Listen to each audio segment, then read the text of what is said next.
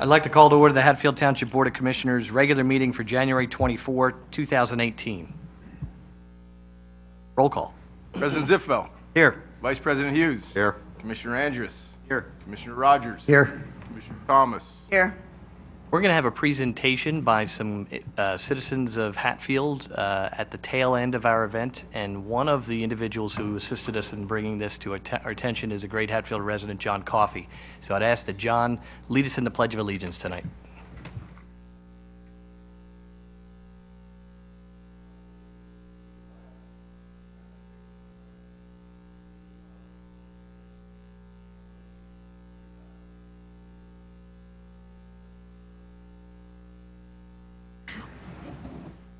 All right. Do we have a motion for approval of tonight's agenda? So moved. Motion by Commissioner Rogers, second by Commissioner Thomas. All in favor of approving the agenda before you and up on the screen, say aye. Aye. Opposed? Hearing none, that is approved. Consent items. Is there a motion to move the consent items that are listed in your agenda into the record? So moved. Motion by Vice President Hughes. Second. Second by Commissioner Thomas. Those items include the Board of Commissioners' regular meeting minutes for December 20, the Board of Commissioners reorganization meeting minutes of January 2, the Board of Commissioners workshop meeting minutes of January 10, Treasurer's report for the month of January, and the bills payable, paid bills, $249,935.51, and unpaid bills, $340,787.50. With that, I'll call the question. All in favor of moving those into the record, say aye. Aye. Opposed? Hearing none, that is moved into the record. All right. Citizens' comments. Any citizens' comments on agenda items? All right. Not seeing anyone run up to the podium. We have a number of action items. The first is a continuation of, well, there's a number of them. That's a continuation of prior agendas. The first is a liquor license transfer application for Giant, and that's Resolution 1802. Motion for approval. Before we do that, Mr. I was going to say, President. I'd like to hand it over to you first. Sure. For the minutes, I just want to state for the board's consideration, I am in receipt of a letter from Andy Santana, basically stating his client, PRB Beverage, opposition to the application for your consideration. It's not part of the record, but it's before you for your consideration. Other than that, it's in a position for... All right. Procedurally, should we move towards the resolution or open the floor for discussion? You can open up the floor and then move for the resolution.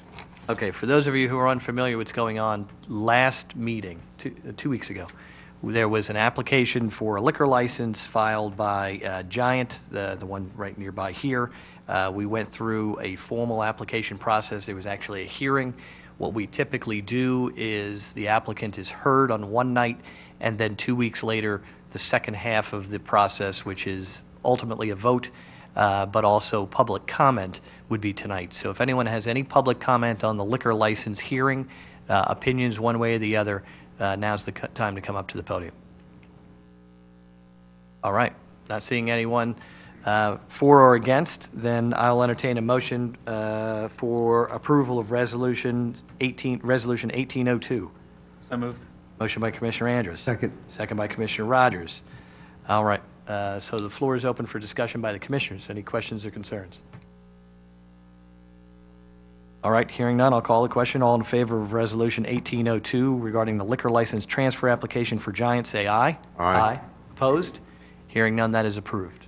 Thank you for coming out. Appreciate your going through the process. We know that it's a couple of steps, but it's important so that residents have an opportunity to hear what the plan is, and then at the next meeting, then be heard if they so choose. So, all right. Thank you. All right, next is a motion, personnel matter.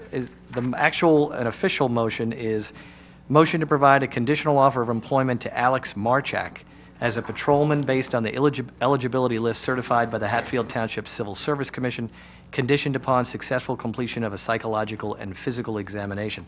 Is there such a motion? So moved. Motion by Commissioner Rogers, second by Commissioner Andrus. Is there any questions or concerns, Aaron, that we need to address? There is not, Mr. President. The only thing I'd like to add is that the commissioners will be in a position to offer another officer employment in roughly 2 to 3 months. We'll see. But 2 officers budgeted for the 2018 budget. This is just one of the two. So we'll talk more in the coming months about this, adding the second officer. Those of you who are unfamiliar with the process, when we are looking to hire a police officer, they go through rigorous testing that is ultimately, there's an approval of that process is approved and overseen by the Civil Service Commission. So I don't see any of the members of the Civil Service Commission here tonight, but I do want to thank them for all of their effort in evaluating and analyzing as they always do whenever we call upon them. All right, unless there's any other questions or concerns. I will call the question. All in favor of that motion, say aye. Aye. Opposed?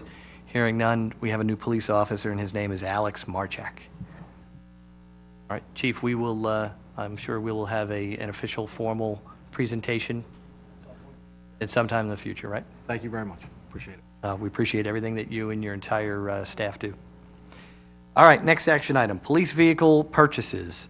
Best practices is that we vote on these individually, even though they are typically and have been made a part of our budget. So is there a motion to approve purchases as budgeted, which is included in the, or listed on your agenda? So moved. Motion by Vice President Hughes, second by Commissioner Andrus. Any questions or concerns? Just one, is that a typo? It says a 27. Yes. I do believe so. Yes. All right, with that adjustment to the motion, good catch, Commissioner Andrus. We'll call a question. All in favor of the motion as set forth and in the agenda, say aye. Aye. Opposed? Hearing none, that is approved. Excuse me. All right, Resolution 18-03, is there a motion for approval of the Route 463 Traffic Signal Synchronization Reimbursement Agreement? So moved. Motion by Vice President Hughes, second by Commissioner Thomas. Aaron, if you could walk us through this one. Sure, Mr. President, we've talked about this at length, but I see new faces in the audience, so I'm sure they would love to hear about this exciting project in Hatfield. Rewind 2 years, 2016, Hatfield was awarded a grant for roughly $1 million to try to synchronize the traffic signals along the Route 463 corridor, commonly known as Cowpath Road and 40-Foot Road. So the township is finally in the position where the design is mostly complete, and now we're entering into the construction phase. And this agreement that is in front of the board for approval is simply allowing the township to get reimbursed for some of those funds during the construction phase of this project. So commissioners for years have identified this as an issue in the town, and we are now finally making some strides to improve some of the congestion of Cowpath Road, and hopefully in the fall of 18, when this is implemented, we will see some significant improvement of how traffic is managed throughout our town. So a good step forward. All right. And, yes. Well, it's going to connect each traffic signal, so they're going to put in fiber optic lines connecting each one, so they'll be at some points digging under the ground, at some points they won't be. But just as a reminder too, this will allow us then to connect remotely and communicate with each traffic signal at each of these 11 intersections, so we can make changes from the office, from our consultant's office, as they come up. It provides a lot of efficiency. Good question, though. Well, train's always going to be an issue. It's certainly there, but it will be synchronized and it will communicate with the train. So hopefully it flows more efficiently than it does today. That's the goal. Yes, Rick?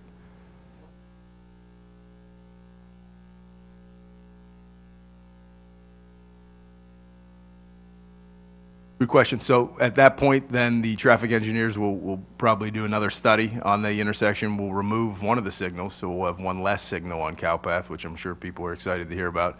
And then that will be synchronized and included into this project as well. We'll be able to make adjustments much quicker once this is up and running than we can today. All right. Any other questions, comments? Seeing none, hearing none, I'll call the question. All in favor of Resolution 18-03, say aye. Aye. Opposed? Hearing none, that is approved. Before I forget, I had mentioned not only John Coffey, but Rick, now that I see you, thank you for your reaching out for us with regard to the presentation later this evening. I'm sorry I didn't identify you outside earlier. All right, Resolution -1804 is our fifth action item for tonight with regard to the Clemens Park Master Site Plan Grant Closeout. Is there a motion for approval? So moved. Motion by Commissioner Thomas. Second. Second by Vice President Hughes. Aaron, I think you have this one as well. Yeah, sure. This is very similar to the previous item. This is closing out another grant that the township was successful in receiving. This one to plan as township acquired another 5 acres for Clements Park. It was planning on what is the township going to do then with this expanded park, and Commissioner Thomas led a group, and a committee was formed to decide and determine what is the best use for the public with public input. This is simply saying the project has been completed. We've had the presentation here in this room by the consultant, and this allows the township to be reimbursed for the $23,000, which is the grant amount the town received 2 years ago. All right, any questions or comments? Hearing none, I'll call the question. All in favor of Resolution 18-04, say aye. Aye. Opposed? Hearing none, that is approved. Stepping Stones, this is a great project that we just completed. Is there a motion to approve the project cost as budgeted, Stepping Stones, $19,700? So moved. Motion by Vice President Hughes, second by Commissioner Rogers. Aaron, do you want to brag a bit? Yeah, sure. I would love to. Since we've only talked about this project 450 times in this room, we finally have the project completed, and I appreciate the commissioner's support over the years in connecting this Fricks Trail, which a lot of people have heard about. And this was the one creative way to create access to a really neat property in Hatfield, the Fricks Meeting House, which is privately owned, yet they are very excited to have the public access the land, and this will get you there if you're coming from Line Lexington and the Fricks Trail access. So roughly $20,000 it cost to put in these stones. Township received a grant from PICO for half of that, for $10,000. So township taxpayer is only half, and actually the entire trail is going to be funded without any use of taxpayer money. It was all through contributions and the success of grants. But again, much talked about project. This is another step, no pun intended, along the way, and we're going to complete the trail in 18 and have a nice ceremony and make a huge connection in Hatfield that will connect a portion of the township to the parks, to the aquatic center, to Hatfield Borough, and have a nice intermunicipal connection in 2018. All right, any other questions or comments? Hearing none, I'll call the question. All in favor of that motion, say aye. Aye. Opposed? Hearing none, that is approved. All right, our last resolution, 18-05. Is there a motion for approval of the Hatfield Township Industrial Development Authority Resolution 1805? So moved. Motion by Vice President Hughes. Second. Second by Commissioner Rogers. Aaron, I think you have this last one as well? Sure. Yeah, this was a project that the board approved in October of 2016. So there's a year clock on any project that is approved through the IDA through Hatfield, which expired. They're asking for a renewed approval of the same project. It's to finance the Church of the Nazarene in Worcester, some upgrades of that facility. Again, the IDA is an appointed board of the commissioners that allows nonprofits in the county to receive very low interest financing, and the township then receives a small fee that is generated from the transaction. Zero liability to the taxpayers of Hatfield Township. It's just a nice and creative way to finance projects and have the community see a benefit from it. So we have seen benefit through a renovated detective unit, through a renovated police department from these fees that are generated through these transactions. And this is simply IDA requesting the commissioners to approve the resolution so they can close on this loan and generate that fee to come back to the taxpayers in Hatfield. All right. I know we've mentioned this at other meetings, but any other questions, comments, or concerns? Hearing none, I'll call the question. All in favor of Resolution 18-05, say aye. Aye. Opposed? Hearing none, that is approved. Okay, folks, we're at citizens' comment. We had just a handful of action items tonight. I know that the folks from Fair Districts are going to give us a presentation and I believe additional comments. In advance of that, though, if there's anyone else who has citizens' comments that's not related to Fair Districts, why don't we have you go up first, and then we'll have Fair Districts follow you. All right, I guess not. Fair Districts, it is your floor. For those of you who are wondering who they are and what they are, we're welcome to Hatfield Township. A number of our Hatfield residents, I think I know most of the folks who've brought this organization to our attention. This is a nonpartisan organization who is they speak to organizations and townships for municipalities such as us with regard to legislative redistricting, which is remarkably timely because earlier today there was a decision from the Pennsylvania Supreme Court that I believe the presenters will probably touch base on. And so this is one of our public service announcements, hopefully, so that people can understand what the issues and concerns are for Hatfield residents. And we have resident experts in this area, more so than probably others who I know who maybe claim to be resident experts. So welcome. Thank you very much. And, Thank you. The floor is yours. Thank you, Chair. President Zipfel, and thank you to the Commission and to everybody who has helped make this happen. Thank you to Aaron for putting that up on the screen. I just wanted to introduce our speaker tonight. My name is Betsy Wallace, and I work with Fair Districts PA in Montgomery County. I am the Volunteer Municipal Resolutions Coordinator.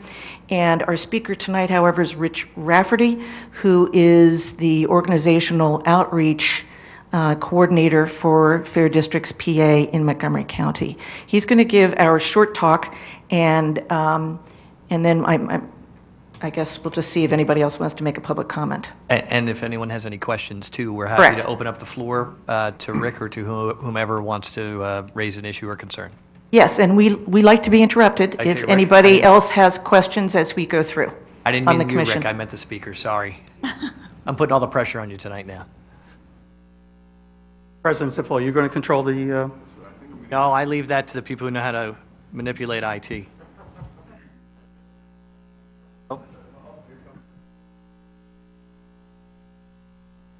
well, let's get started. We don't want to waste any time. Thank you. Again, my name is Rich Rafferty. I am also a White Marsh Township resident here, longtime Montgomery County resident. Again, Fair Districts is an affiliate of the League of Women Voters, nonpartisan, all volunteer. We are a single mission organization. Thank you. We have one mission, and that is for the reform of legislative redistricting of how districts are drawn in Pennsylvania. Our focus primarily has been in Montgomery County. Everybody here, some are familiar faces, some are newer. Thank you for coming. But the idea here is that the proposed solution, which we'll certainly talk about tonight, is a legislative solution, not a solution that's getting all the attention right now, which is through the courts. So we'll talk a little bit about that as well. But this is very timely. There's a lot going on right now. For many folks, it's new or uncomfortable information, or there's something going on here. And again, what we talk about as well is not just what's happening in Pennsylvania, but when we talk about redistricting reform and the excesses which are called gerrymandering, it's not just happening in Pennsylvania. 6 states have already moved to some kind of new solution, which we'll touch on tonight.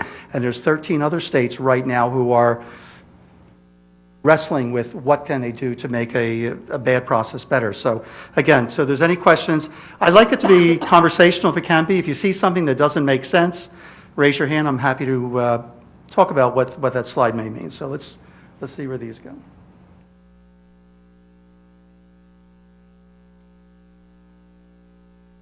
Got it? Okay. We talk as much as we can, we try to explain, rather than long words or confusing phrases, we try to look at the numbers. What do the numbers mean? And the numbers indicate, this is all elections in 2016 in the state of Pennsylvania. The number that should reach out and grab you, I know it grabbed me, and it was one of my primary reasons why I volunteered last April or May to see what I can do to help improve our current redistricting processes. It's the 52%. This is 52% of our all elected officials in those November elections, 57%, the number actually got adjusted, 57% voters such as you and me were offered one choice. One of our biggest problems, obviously, in this country is people don't vote. We have lots of people who just don't partake in the system and spend the time complaining about every 2 or 4 years. Not a good thing. But when you finally get people to get them motivated and come out and vote, and they close the curtain and they're offered one choice, pretty good chance they may not be coming back again, because what's going on here? I know that was my take. I live down in White Marsh, and we're not here, we don't demonize one party or another. We absolutely don't do that. We think the entire process is the problem and those who own it, and we're trying to fix that. But for me, when I learned, and it dawned on me last February that I had actually gone into a voting booth for a congressional election and been given one choice 3 years in a row. I said, something is wrong. This is not right, and we've got to do something to fix it. And it's a problem across all of Pennsylvania. Let's try it again. Whoop. Oh, boy. So,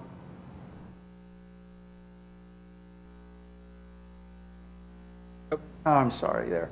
So this is what we go out and we talk, everybody. I do organization outreach. I've been to schools, colleges, Rotaries, chambers of commerce, retirement communities, everywhere we can in Montgomery County to do one thing. And this is the core of what Fair Districts is all about. We're into this civic education business. This is what I would characterize tonight, is civic education. We try to tell people, normal voters, everyday voters, what the process is today, why it's a problem, what are the proposed solutions, and then ultimately, how can you help? But what we tell people to get their attention, in many, many cases, certainly in Montgomery County, where we've been, everywhere from Abington up to Pottsgrove to the far corners of Berks, Lehigh, and Bucks, where Montgomery County joins as well, in many, many cases, your vote doesn't count, which for most people should be an insult to our electoral processes here. But in many cases, when you look at how districts are drawn, they are preordained for a predetermined outcome. So you can vote, but it doesn't count. We've got to do something about that. So we tell people that, and we take a look at this, again, I won't have to read everything there, but the wording is clear exactly what this means. Fair districts is after one thing, it's what our title suggests. Wherever practical, fair legislative districts are drawn, which means if there's a chance for a competitive election where you're given more than one choice for a qualified candidate, that's the end game that we're after. We're not trying to determine that Party A wins or Party B wins. It's really give voters in any kind of core government area, whether it's a township, a county, a borough, a state, give voters, wherever practical and possible, a competitive choice to make. That's really what we're after here. Try it again. Okay? Montgomery County, we're all, I believe, Montgomery County residents here. We forget, Montgomery County, we're a big dog. But when you take a look at how districts have been drawn, certainly in the last 6 years, but even before that, through the 21st century, we're a big dog. We're the third biggest county in Pennsylvania. Philadelphia, Allegheny, and then it's us. We used to be the richest. I don't think we are anymore. I think Chester's got the horse farms and everything right now, so be it. But the idea is we're a big dog. The new number is over 820,000 residents in Montgomery County. We're big, we're wealthy, but we are not treated that. Look at those numbers behind me here of how the legislative districts are drawn. And any way you look at it, Montgomery County has been gerrymandered. We've been cracked and split to a point where we don't get the kind of representation that we absolutely deserve, particularly for the number of people in our county and the economic output that we provide to the state. It's not right. Our congressional, the people that we send to Washington, to make sure you understand those charts, on average, say 710,000 people our U.S. congressmen or women have to represent. We should have, based on our numbers, 800,000 or so residents, we should have more or less a dedicated U.S. congressperson in Washington. Not us. We got 5. Number 2 on the Senate, about 250,000 people have to be represented. I believe here is Senator Greenleaf. I believe covers your territory here in Hatfield. Senator Greenleaf has to cover 250,000 people in Pennsylvania. We should have, but not just him, we should have a total of 3 dedicated, and yet state senators, we get 6. And then worst of all, in our House, about 60,000 represented citizens there per House district. We should get 13, but we're at 18 right now. So when you take a look at the maps, we'll show you some figures in a minute or two here. Montgomery County, a big dog, a wealthy, important county in Pennsylvania, has been gerrymandered, split, cracked, all the verbiage that you can think of on redistricting, and we're not getting the kind of representation we need, all right? Here we are in Hatfield, and one of the things that we talk about, when we talk about our congressmen, Mr. Fitzpatrick represents you. You guys know this as well, and citizens of Hatfield know it as well, that you're kind of a Bucks County annex to Mr. Fitzpatrick's world out there right now. So the idea right now is that, particularly when you take a look at, and we'll show you a chart in a minute or two, when you're a border county, or a border township, I should say, on the edge of a county, the chances of getting split representation or diluted representation is far greater, and you'll see some of the other townships where the same thing happened. But Mr. Fitzpatrick, when we take a look at his focus, 88% of his congressional district is Bucks County, and by the way, you represent the other 12%. What does that do? Not sure, but we know that Mr. Fitzpatrick and every other U.S. congressperson who represents Montgomery County, not one lives in Montgomery County. So how important are we from the representation? When we take a look at who's been divvied up, if you will, when we look at districts, you have two charts here. Number one is on the municipal house. Who are we sending to our state reps? And I believe Mr. Godshall is our rep here. That's right. So when you take a look at the number of districts when the maps were drawn in 2011. These are the districts. Remember, a House rep needs to cover 60,000 citizens. And yet, in Montgomery County alone, look at the number of House reps who got carved up between multiple districts or so. We were just at Upper Dublin last week. They take the cake with 3 state reps in a township of 26,000 people. Not happy about that? And again, these are the things you go, why does this need to happen? How does a township like Hatfield get the kind of representation, dedicated, focused representation that they need from a House rep, state senator, and ultimately our U.S. congressperson that we send there as well? On the Congress coverage side, look at that. 16 townships in Montgomery County. I keep saying we're a big dog. We certainly aren't. There's a total of 68 townships in Pennsylvania that got split or divided in a variety of ways for their U.S. congressperson coverage. 16 of those occurred in Montgomery County. What's going on? And obviously Hatfield is one of those right now, split. So these are the problems, and our argument that we make, this is gerrymandering. It doesn't always have to be so obvious or so egregious. We know that the 7th District, which is Mr. Meehan's district, is the poster child that gets all the newspaper and media coverage because of the crazy drawings, and it gets people's attention. That's gerrymandering, of course. But when you take a look at even on lesser, more subtle kinds of the way districts are drawn, gerrymandering leads to one thing, the ineffectiveness or dilution of the kind of representation that we need. All right? So again, we can go on and on about the kinds of problems this creates, but this is not right, particularly when we're talking about the Pennsylvania State Constitution, where the core rules of the game are compact and contiguous and do not split core government units like school districts or boroughs or townships. Do not split, and certainly counties if you can avoid it. But that's the whole purpose of effective drawing, is to make sure that those core government units stay intact with focused representation. Okay? So we move from the problems, and it's enough of that, to what the solution is. I said at the beginning that Fair Districts is a single-purpose organization, and that is redistricting reform through the legislative process. So there are 2 bills that are in state government committees for both the House and the State Senate, both in Harrisburg, and all our focus is on our legislators, obviously, in Harrisburg. They control this. So we're after House Bill 722, Senate Bill 22. They are essentially identical bills, kind of the titles change, that's all. But they're all about these core characteristics. Number one, the Independent Citizens Commission. So I'm not going to read line by line. I'll let everybody read that and see what it is. But the idea very clearly, much has been done, for example, in 6 other states to varying degrees. We are taking the small group of state legislators who control and draw the maps. We are removing them from that authority and handing it over to an Independent Citizens Commission. 6 states have already moved this back in 2010, 2011. They moved to this new process. We have California, Oregon, Washington, Arizona, Montana, Idaho.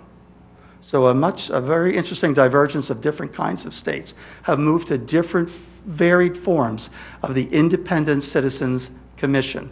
Now, we can dive deep into this. We actually have some handouts that explain all the normal questions that go with that, about how do they get picked and what do they do, and that's normal questioning. But the Independent Citizens Commission, number one point. Number two, non-political district mapping. You see all the noise today in the newspapers, the radio, the media right now, the court cases that have come out in various rulings or so like that. That's not where we want to be in any way with judicial rulings or so like that. Again, go back to the Pennsylvania State Constitution that talks about districts need to be compact and contiguous and do everything practical not to divide core government units, townships, boroughs, school districts. Do everything you can. And that includes splitting across counties as well. And then lastly, and the one that gets a lot of people upset, today's world, our data, our personal data, who you are, where you live, how you're registered, how'd you vote. All of that is fair game today. You hear the term big data, but all of that kind of data and much more is available and is used today, along with new software, new map drawing software, to make the ability to draw districts that you want with a preordained solution come to play in just a matter of days or weeks. That is today's world. And what we're saying is that with our new Independent Citizens Commissions, that sensitive personal data about you and me and every other voter in this room gets removed from the process. And then transparent. Today's process, really done by 5 individuals in Harrisburg, party leaders from Republican and Democratic legislators, and then a 5th person who's agreed upon by the other 4. They're the ones, along with their consultants and the software and the data that we talked about. They're the 5 who draw the maps and then quietly are pronounced with a quick vote, and on we go. So we're set then again for the next 10 years. If nothing changes, 2021, the same process that has gone on for years and years. Pennsylvania and Maryland are our local states right now where you can see the excesses of what the state legislators have done. Republicans in Pennsylvania, okay, again, we're not picking on them. In Maryland, the Democrats have been just as egregious for decades down there as well when you see some of the crazy maps that they've drawn to maintain incumbent control. So it looks like human nature. If you're in power and you're given a set of rules, you look around and no one's going to call you on it, and you can do it, it gets done. It just seems to be the nature of the beast right now. So we're trying to change the dynamic here with an Independent Citizens Commission. Stop using the kind of data that gets people very upset. We'll just say that because of the sensitive nature of very personal data. And lastly, transparency on who gets picked and how decisions are made on how maps and ultimately how the maps are drawn. So it is a fundamental change that we're in play for right now. Okay? Question. You said those 2... That's right. We'll be there in just a second. We'll be there in a second. Okay? Did fair districts...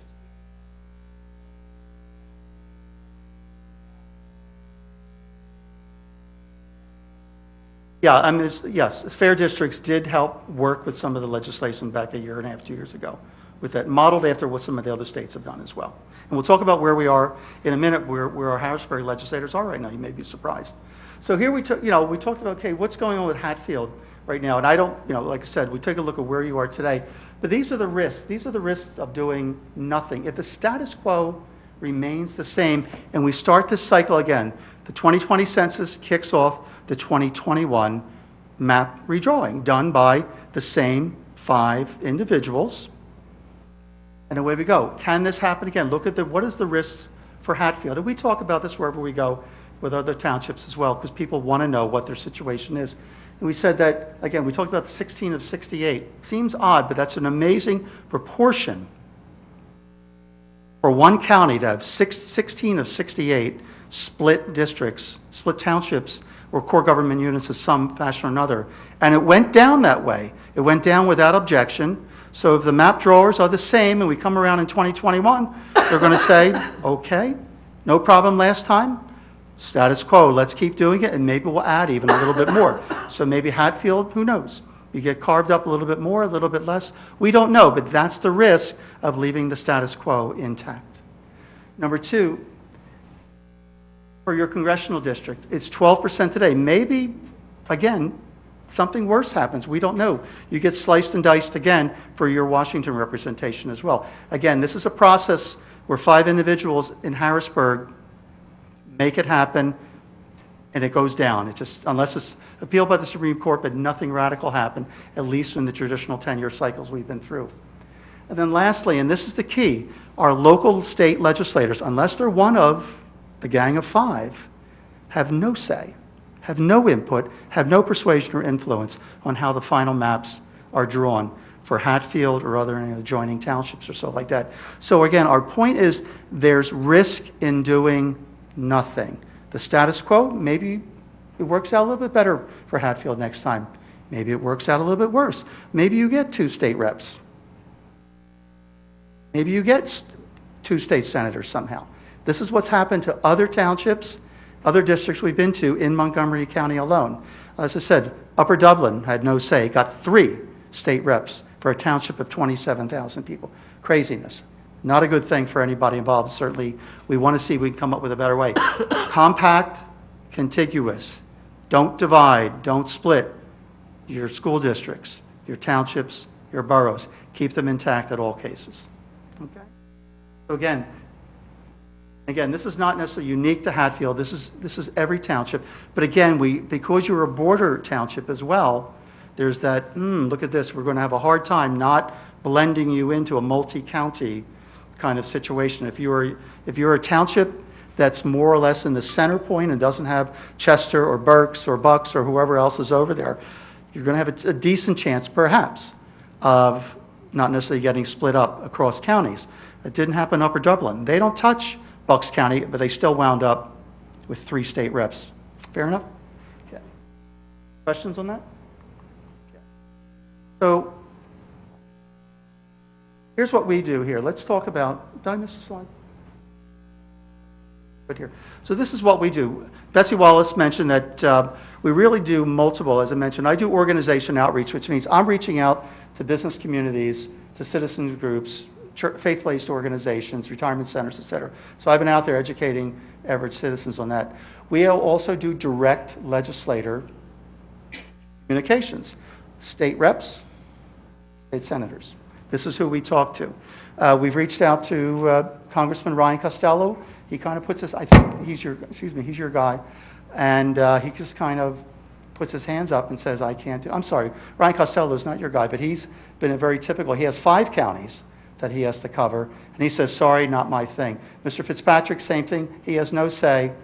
Brendan Boyle, no say. So our congressmen, our people in Washington have no say. Our focus has been on the state reps and the state senators. Senator Greenleaf is someone that we've talked to multiple times. He's on our list to keep talking. We know that he's retiring. We know that Mr. Godshall is retiring. We're still reaching out. They're still there. They're still working for you in 2018. So our intent is to continue to reach out to both of them to ask them to co-sponsor the legislation there that will move us to the independent citizens commissions.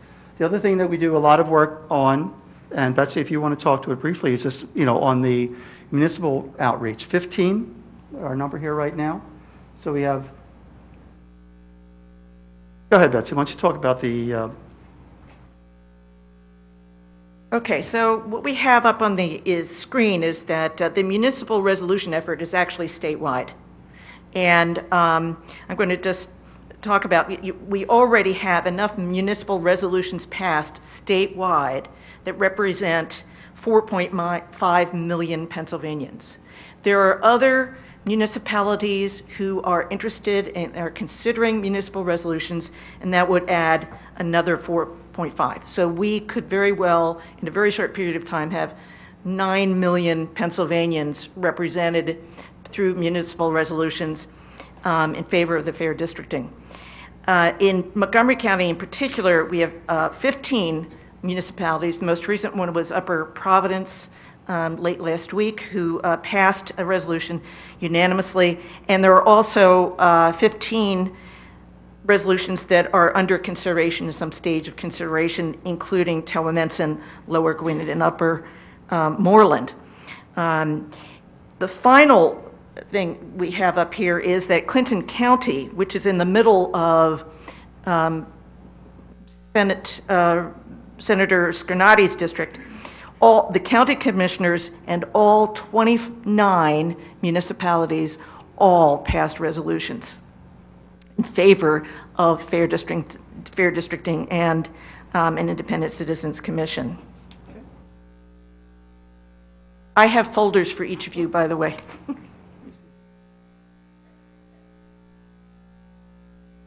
Go back. I just want to finish up with this one.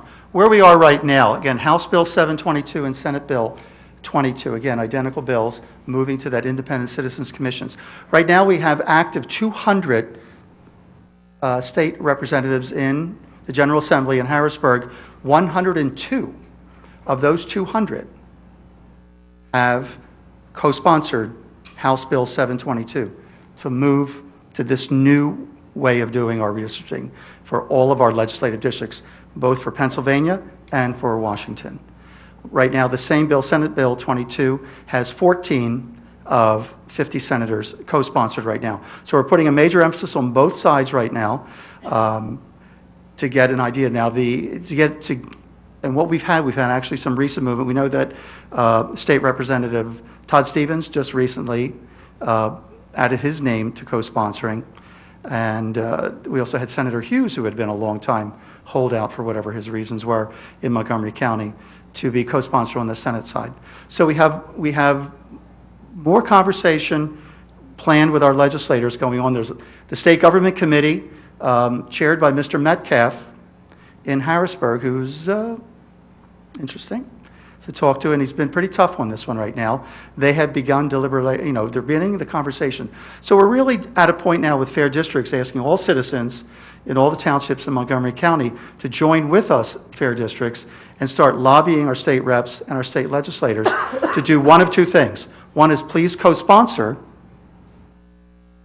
and pressure both Mr. Metcalf on the House side and Mr. Senator Fulmer on the Senate side to conduct open hearings on House bill or Senate bill to get this out in the open so we can have a debate, a legitimate debate. There's been some holding on that. And of course, the recent deliberations and decisions by the courts have created another cloud or an air of confusion right now.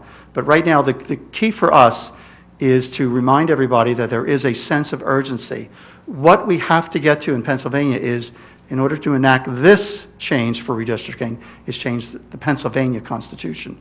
We need to get through the 2017-2018 legislative session, which we're in right now, and we're using more or less June 30th, where both the House and Senate side have to pass one of those bills. We then have to repeat that process in the 2019-2020 Pennsylvania legislative session to go 2 for 2, then finally getting to a point where we as voters can get our say with the November 2020 referendum. We go to the polls, we close the curtains, see that guy up on the upper right-hand side, that little referendum there, and say, yes, this is the redistricting reform that we must have. Press the button and let's go. So we have a number of hoops to go through. If we do not pass the 2017, the 2018, right now, legislative sessions, we're dead. And then we have to come back and bug everybody here 10 years from now. And we don't want to do that. All right? So that's our plea. We don't have anything else to say. All we know is the time has come. There's a sense of urgency. And we want to get our legislators, certainly in Montgomery County, to stand tall and support these resolutions and get us through the proper passing of the legislation this year. Questions? Yes, ma'am.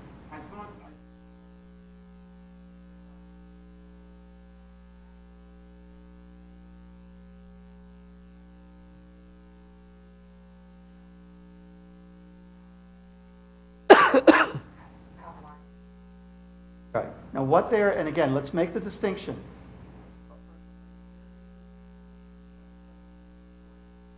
Is all about controlling through an independent citizens commissions, both state rep, state senator, and congressional.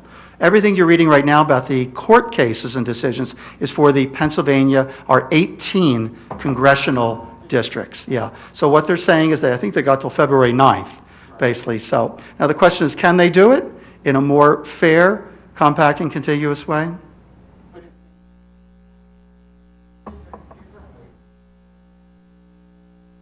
No, it doesn't. Remember, because it all has to start again. The 2020 census gets conducted, and the whole process of redrawing state rep, state senate, and U.S. congressional maps has to occur again. It happens every 10 years, regardless of what's happening right now in 2018.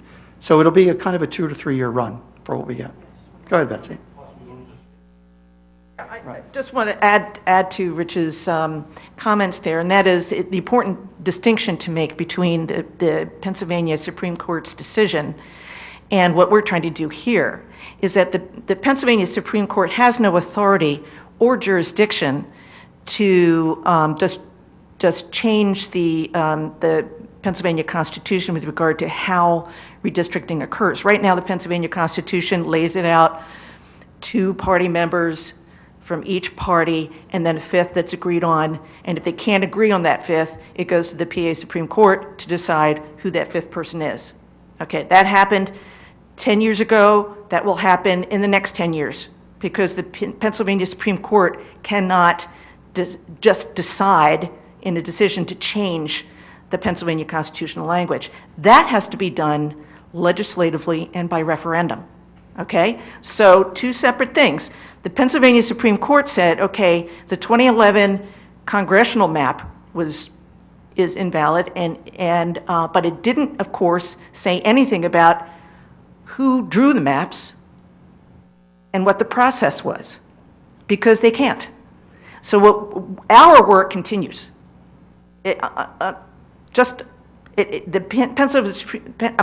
Pennsylvania Supreme Court decision does not target anything that we are trying to do here today. In 2021, because the 5th person is someone that in this 5-person commission has to be agreed on, historically, the 2 parties cannot agree on that person, and it usually is up to the Pennsylvania Supreme Court to appoint a 5th person to that commission. In years past, in 2011, the Pennsylvania Supreme Court was largely Republican, and they appointed a Republican person to that 5-person commission. So therefore, there was a majority of Republicans. In 2021, it may be different, because the Democrats may have control, and they will do whatever they want to do in redistrict. They will do exactly what they can get away with. And that's a waste of taxpayer money, because it will end up in court. I have a couple of quick questions, if you don't mind, about the independent board. And I don't know if maybe I'm putting the 2 of you on the spot.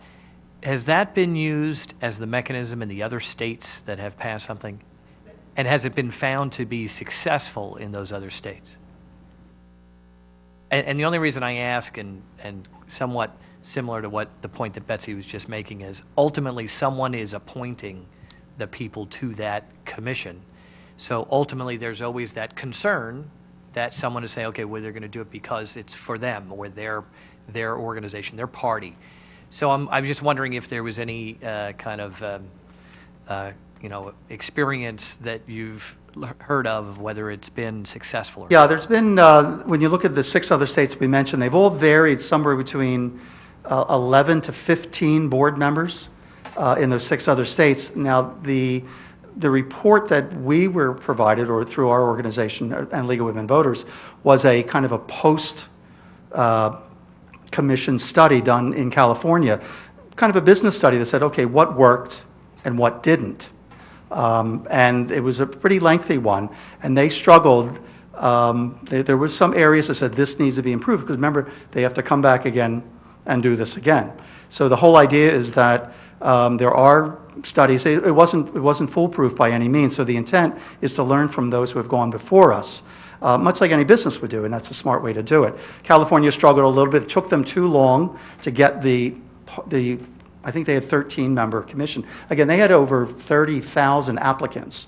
It is when you think about who can be on the commission, it's a job spec, it's a job requirement that says, okay, we're looking for the following kind of requirements. And there is a long laundry list. We actually have the sheets in Pennsylvania, but there's also an exclusion list that says you can't be on the board if, and it's anyone who's been politically affiliated, elected, family member, lobbyist, whatever it may be. There's a whole list of exclusions. But the idea was when we looked at California, they said it took too long to get the membership squared away, and then they didn't have enough time to do their map drawing as effectively as they possibly could. So they actually came back and made them make some corrections or so like that. And then, of course, they take polls and said, how are we doing in 2011, 2013? And they did show incremental improvements based on state referendums of how things appear to be working or so like that. Opponents, of course, have said, well, it's been taken over by special interests. So, okay. So you're left with that kind of, noise abatement that you have to manage or so like that. But remember that the commission is citizens and they go away. So their job is done and then they go away and then reform again as time permits or so. So the process is in play. And Pennsylvania is pretty much trying to model much of that after what's worked and what hasn't worked. Folks, jump. Oh. Add to that, and that is, there was an excellent piece on CBS News Sunday morning on January 14th. You might want to take a look at that. It's like a 10-minute video. In it, a state representative is interviewed in a state where they do Independent Citizens Commission. And honestly, it was like a breath of fresh air what he had to say. So I would just urge you to look at that if you can. Just a quick question. What is your expected outcome of doing this? What's changing, or what would change if this process was in place? Well, I think the end game is the formation of, number one, it's a Pennsylvania Constitution Amendment Understood. change. Go ahead. The premise was, I want more than one choice when I go in to vote.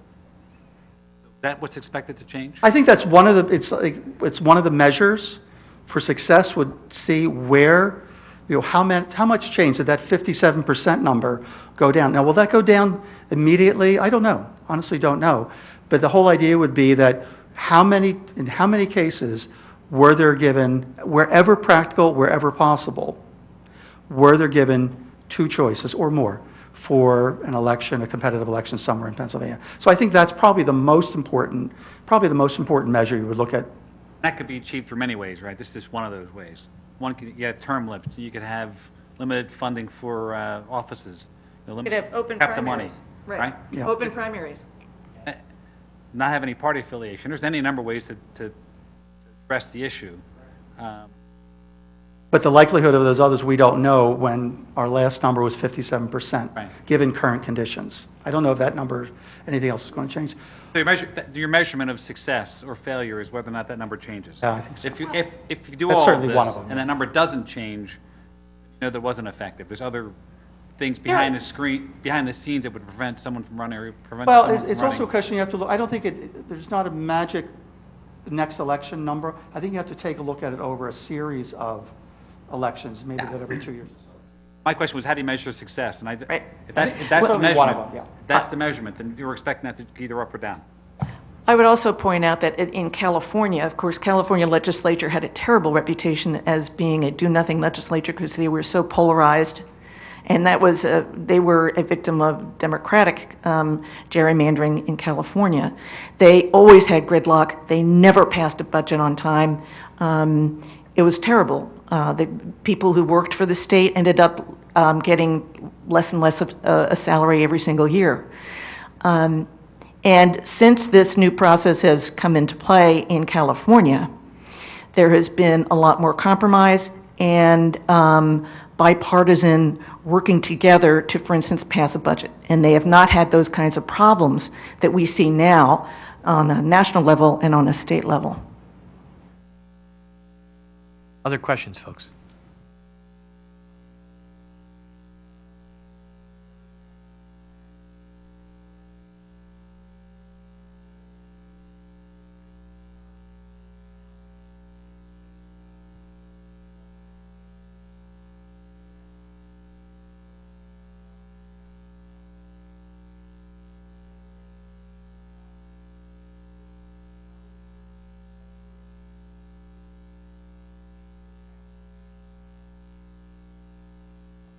Are you talking about how we're trying to, well,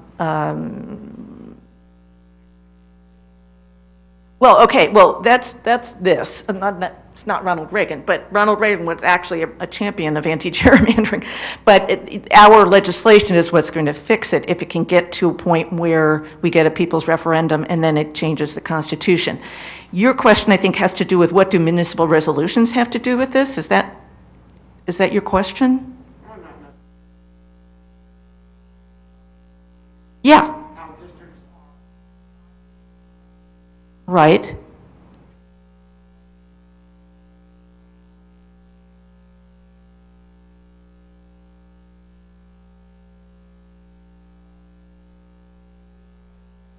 No, no, no.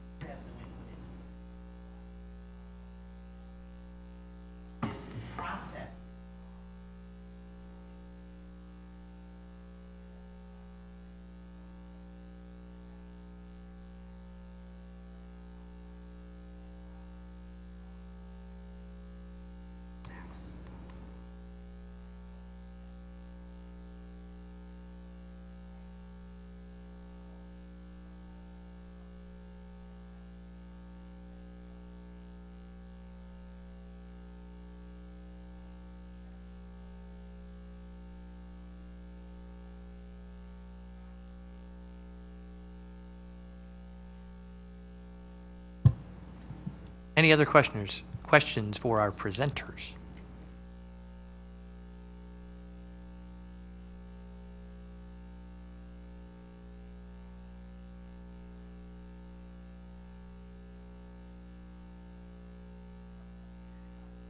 No, they're not asking, and we're not in the business of drawing maps.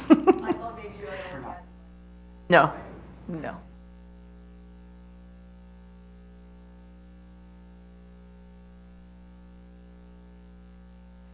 All right, any other questions for our presenters? All right. I just want to take the Comments? opportunity to thank everyone for giving us the opportunity to present to you today, and I hope that we can work together. Yeah.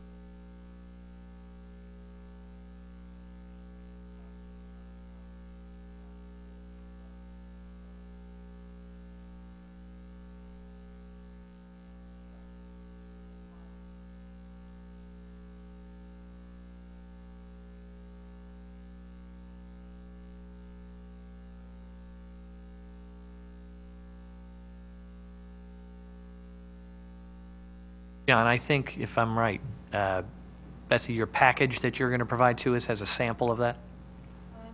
I did not include a sample of the resolution. I can get it to you. You Yeah. would? That would be great. Thank you, John. Anybody else want to speak? Rick wanted to say something on behalf of the independents. So following the old procedure, Rick Green, 1111 Stoneham Circle. I became involved with this organization, and to date, my involvement has been fairly minor, as my own schedule just hasn't allowed me to try to be more engaged. But for me, it's learning about this process and this one pamphlet that I held up earlier. This 7th district, when you look at the dates on those maps and how it's merged over time, shows how bad the process is, but how slow the process is. And to the point you were trying to make, what's going to be the end picture? How are we going to know we succeeded? We may not know for a while, because it took this long to get here. Is a new commission going to be able to repair it that quickly? I don't understand the mapping process enough itself to know that. But this is something that affects not just Republicans, not just Democrats. It affects people like me, an independent, who, there are some things Democrats get right. There are some things Republicans get right. There's nothing that either party gets right all the time. The people like myself who don't follow either major party do get downtrodden, I feel. And having such a small voice then get legislated out, or, well, not legislated, but drawn out of existence by mappings like this.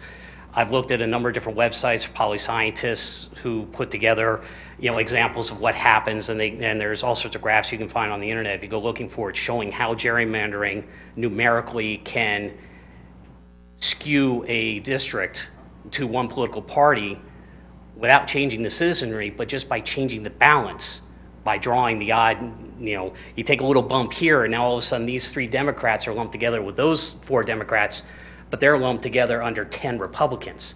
So all of a sudden their vote doesn't count, whereas if the lines were straighter, the Republicans and Democrats would be more equally numbered.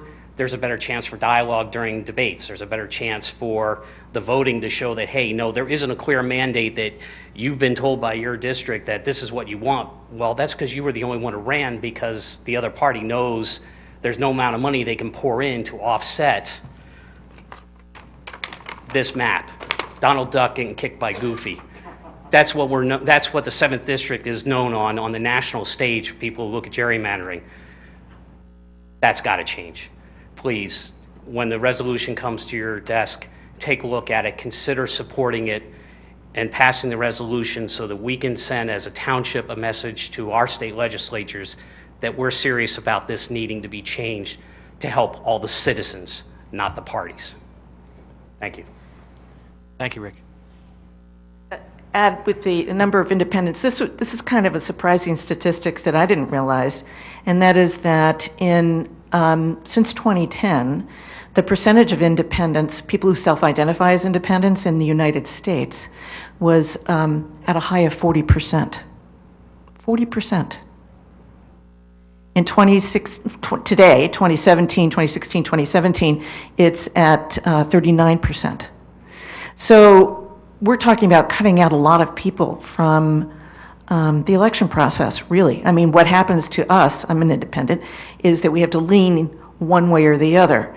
But neither party really does address what our concerns are, especially now. One thing that the Independent Commission does do is that it gives, for the first time, 3 seats at the table for independents. All right. Any other questions, comments? Dave, yes.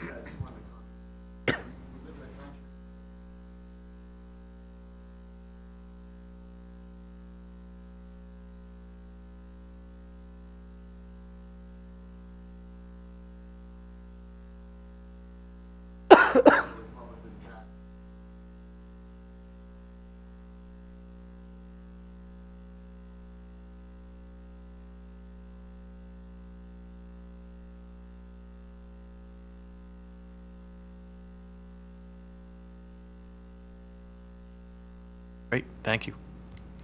All right, any other questions, comments? All right, seeing none. Any other citizens' comments, unrelated? All right, well, I want to thank everybody for coming out, especially the organization. Very informative, and again, we talked about it before, very timely subject, so I guess a few weeks ago when we started talking about this, we didn't all anticipate that it was going to be on the heels of a Pennsylvania Supreme Court decision just 72 hours earlier or so. So we could not have timed that any better. Thank you to all of you, not only for coming out, but also your commitment to your organization. With that, I will entertain a motion to adjourn from some commissioners. Motion by Commissioner Rogers, second by Commissioner Thomas. All right, all in favor of adjournment, say aye. Aye. Opposed? Hearing none, we are adjourned. Thank you for coming out, folks.